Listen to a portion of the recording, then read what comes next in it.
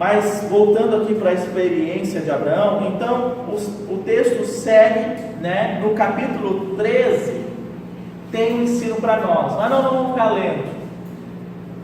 Abraão, que aqui até então que era Abrão, ele atendeu parcialmente à vontade do Senhor.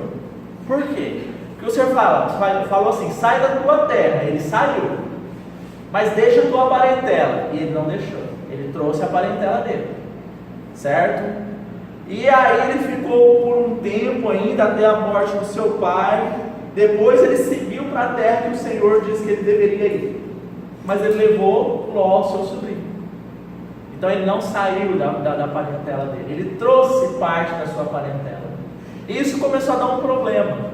Os pastores de Abrão começaram a se desentenderem com os pastores de Ló, porque os dois tinham muito rebanho.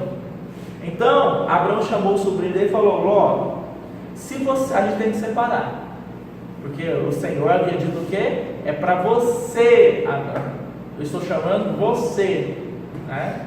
Aí Abrão disse: a gente tem que separar, porque nossos pastores não estão nos entendendo demais, não dá para a gente andar junto. Se você disser que você vai para o norte, eu vou para o sul. Se você disser que você vai para o leste, eu vou para o oeste.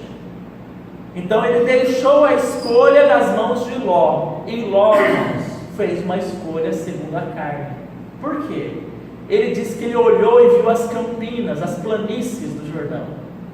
Gente, tem coisa melhor para quem cria gado, um lugar plano, com campina à vontade? Não tem coisa melhor que isso. Então ele escolheu segundo a sua vantagem econômica. O Ló falou: eu vou para cá então. E Abrão pegou o quê? Montanha, morro. Mas isso é ótimo, irmão, porque o morro faz a gente olhar o quê? Para cima.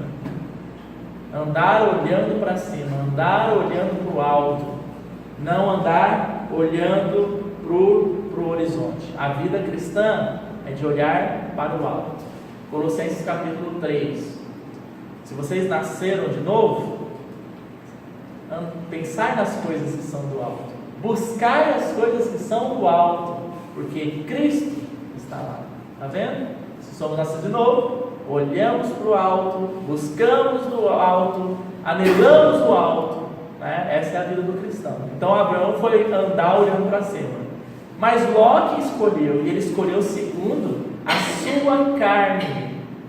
E a palavra diz, irmãos, que de planície em planície ele foi andando, e ele foi cair aonde? Sodoma e Gomorra. Um lugar que é o que nós estamos vivendo hoje em nível mundial. A depravação moral era tal naquele lugar que quando o Senhor manda 2 anjos para destruir aquela região, é interessante que Sodoma e Gomorra, eles estão, se a gente quiser localizar geograficamente onde era Sodoma e Gomorra, é onde é hoje o Mar Morto, sabe? Um mar que não cresce nada lá, não tem vida nenhuma, sal não vai crescer nada lá. Então é onde a região do Mar Morto era onde era Sodoma e Gomorra. Mas interessante que os anjos entram na cidade, vão até a casa de Ló e são abrigados por Ló.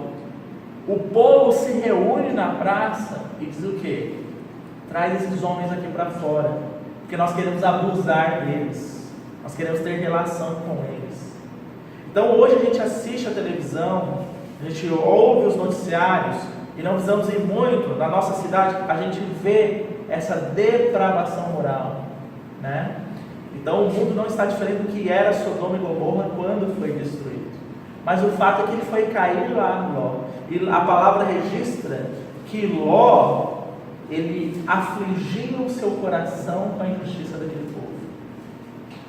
Ló, quando esses 2 anjos o encontram, ele está sentado às portas. Sabe que naquela época, irmão, estar sentado às portas da cidade é uma posição de juízo, uma posição de alguém que julga, que tem autoridade. E lá era dito que ele afligia o seu coração com a injustiça daquele povo. Só que é tão interessante que, embora o seu coração estivesse afligido, ele não conseguia sair de lá. Tanto é que os anjos, antes de destruir a cidade, eles anunciaram: vocês têm que ir agora. O que ele começa? Não, que nós temos que fazer isso, fazer aquilo. Chega ao ponto de que estava para vir o julgamento, os anjos pegam eles pelo braço e arrancam eles de lá à força, porque eles avisaram e eles não saíram. Então, muitas vezes, essa é a situação do cristão. Ele vai, pela escolha da sua carne, ele vai se afundando, e ele vê que esse mundo é um mundo mesmo que ele afronta a palavra de Deus, e aquilo aflige o coração dele, mas ele está de tal forma envolvido, enredado com esse mundo, que ele não consegue se desvencilhar, né? E qual foi a consequência daquilo, irmãos, para a família de Ló? A sua esposa se tornou uma estátua de sal. Por que aquilo, irmãos? Embora ela também tivesse sido tirada de lá de dentro, o coração dela não saiu de lá de dentro. Ela olhava para trás, né? O que o Senhor fala? Aquele que toma o eirado e vai para o eirado e fica olhando para trás, não é apto para o serviço. Aquele que é arregimentado para uma guerra, certo? Não se envolve com as coisas desse mundo. Você está vendo? Porque senão ele não é apto para aquela guerra. Então foi isso que aconteceu com a esposa de Ló. Ela saiu, mas o coração dela continuou. Então o fim dela foi o mesmo fim da cidade. Eu não falei para vocês que é sal puro hoje, nada cresce lá? E ela se tornou o quê? Uma estátua de sal, né?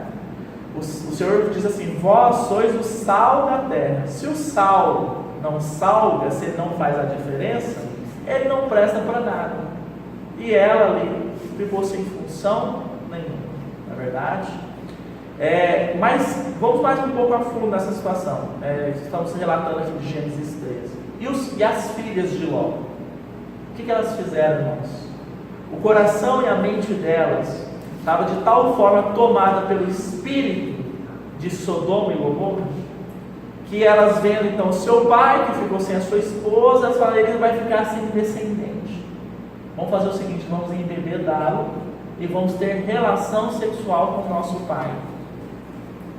Porque a mente delas e o coração delas estavam de tal forma caído, formatado no formato de Sodoma e Gomorra, que para elas aquilo era algo perfeitamente aceitável e natural.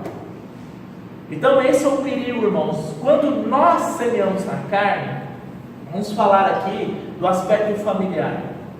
Quando nós semeamos na carne, e a palavra diz: vamos colher corrupção, é como se fosse uma granada. O irmão dá esse exemplo. Você tira o clipe da granada e joga, ela explode. Ela prejudica só você? Ela prejudica tudo que está perto, em volta. Então vai atingir a família, vai atingir o testemunho, né? Vai atingir aí a experiência com o Senhor. Então isso é semear na carne.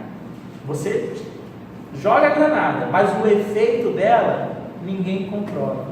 Semear na carne é isso, você semeia, mas o efeito disso é terrível, é devastador, como uma granada explodindo.